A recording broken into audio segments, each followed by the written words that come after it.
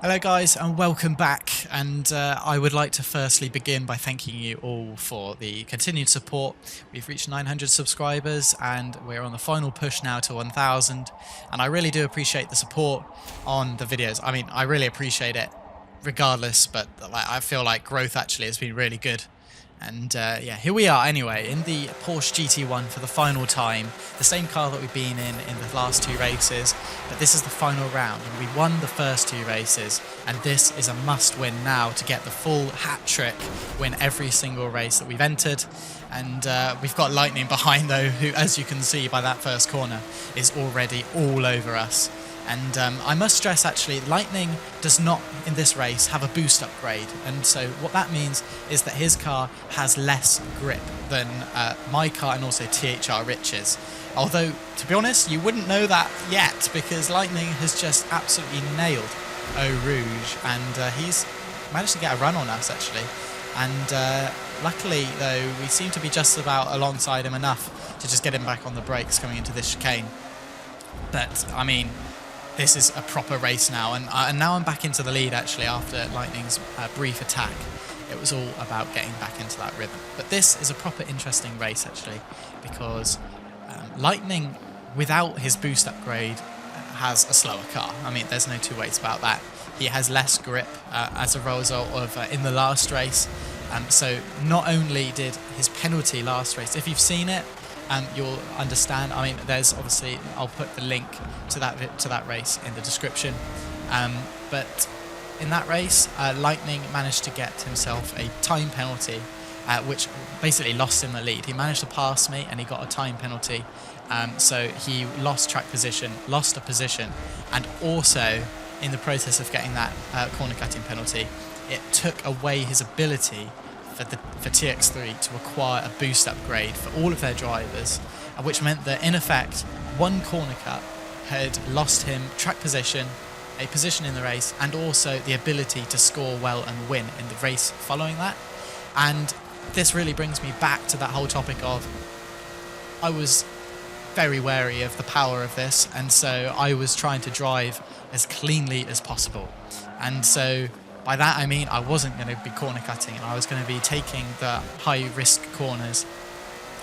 I'd be taking them a bit slower and ensuring that I didn't overstep that margin, and I didn't suffer in terms of corner cutting and ruining my race, and not only my race but the team's race, because they could all suffer if I get the penalty as well.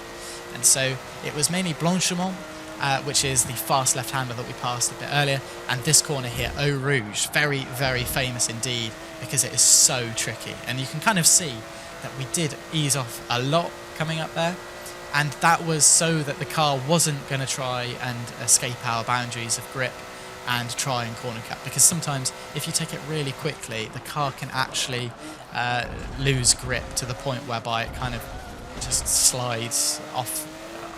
It kind of wheelies, in fact, this car, if you go so fast that it can't keep up.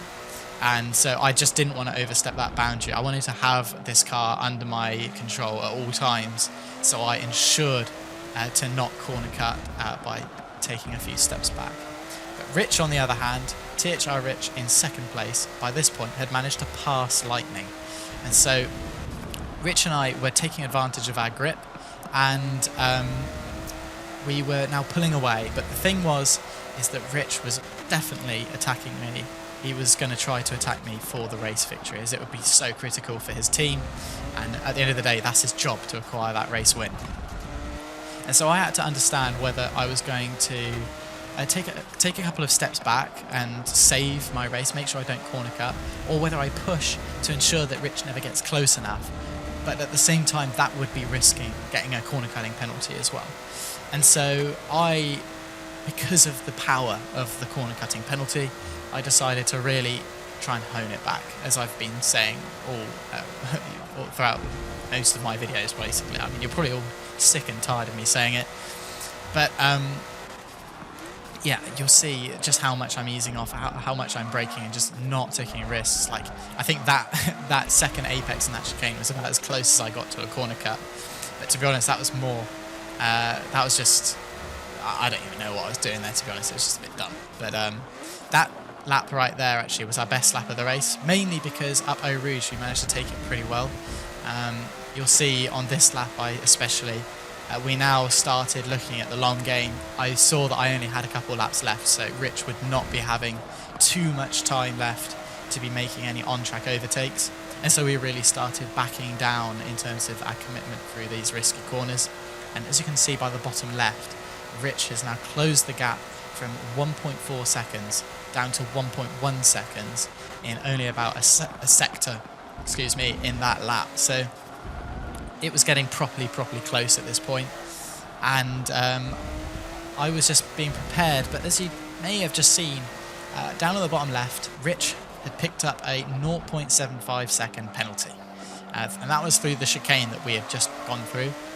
And at this point, to be honest, to be totally honest, I was pretty certain I'd won, to be honest with you, because at the end of the day, it's one thing to catch up to the leading car and to overtake them and to try and win that way, but it's another thing in 2 laps to catch up to the car, make a move and pull away by 0.75 seconds so that the penalty does not count. And that was why at this point I saw the penalty and I absolutely stepped it back to a completely comfortable level, and just to ensure that no penalties would be picked up, because it is so easy to do. If you've ever played any of the online hoppers, it's just stupidly easy to corner cut. And as you can see again, Rich picked up another penalty through his pace through that last sector, and he's now got a 1.5 second penalty, which is race ruining, to be honest with you.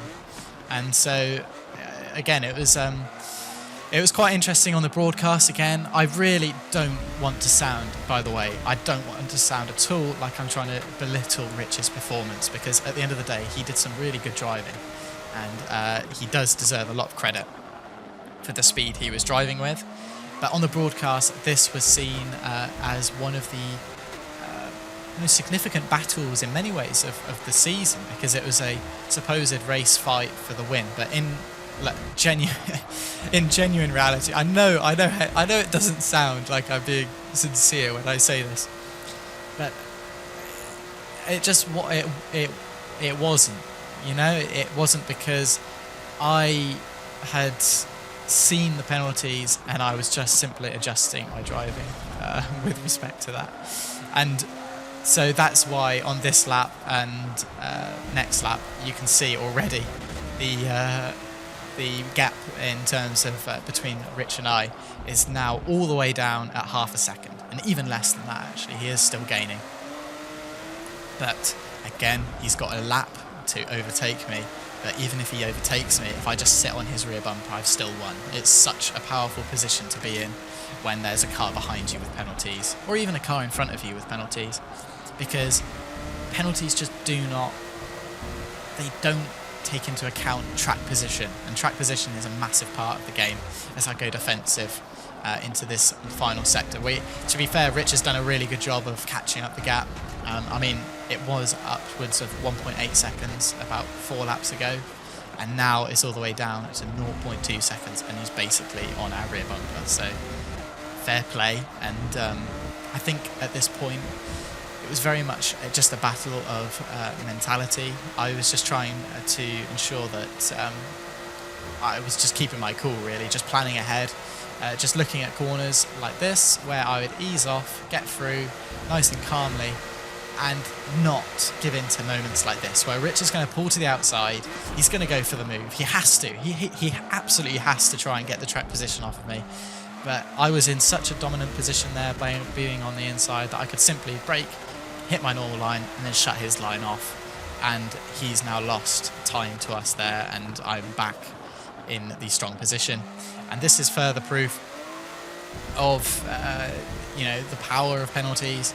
And also, I promise you, you can win a race now by driving cleanly, as I've said before. As we take Eau Rouge for the final time, actually, and we take it very, very calmly indeed. Still not slow. I mean, our delta time up at the top right is still showing us within 1/10 of a second of our best.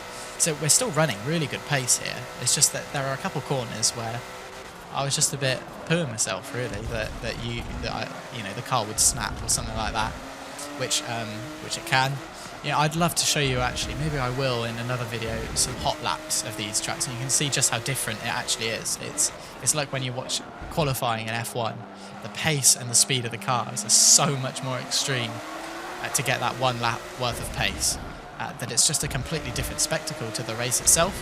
And that's exactly what we've got going on here, as Rich is now back on our rear bumper. He's managed to gain the time that he had lost out. Coming through here, though, I did actually make a little bit of a mistake. I turned in quite early, and as a result, Rich is back on our tail. But the thing is I didn't get, when I was doing this race, actually, I didn't feel the pressure from Rich in the same way that I did from Lightning, because Rich, I got the impression from this round that Rich was much more willing to just sit and accept second, to be honest. And whether that's true or not, I don't know, but that was kind of how I felt. The reason being is that if you compare this race to last race, Lightning was absolutely going for it in every corner he possibly could. Rich is a lot more calculated, arguably, and will try and sit and work out when best to strike. But as we come into the final chicane, though, we have managed to successfully drive from pole in the lead, and we did have a bit of challenge from Rich at the end, but in reality the power was all in my hands, to be honest with you, as we do a little weave across the line, and that concludes the round in the Porsche GT1. That's 3 wins out of 3, and you can see actually that Rossi in Force 1 managed really good results as well, and cumulatively we broke the points record in the ForzaRC. That was the highest scoring match for a single team ever, basically. I mean, let's hype that up a bit. That's pretty cool, isn't it? But yeah, I really do thank you, though, very much for watching. I hope you enjoyed, and I've got some more content coming out soon as well.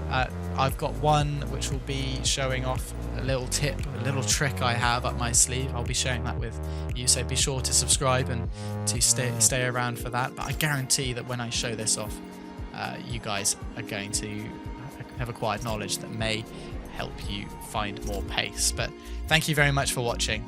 I do genuinely appreciate it, and I will see you next time.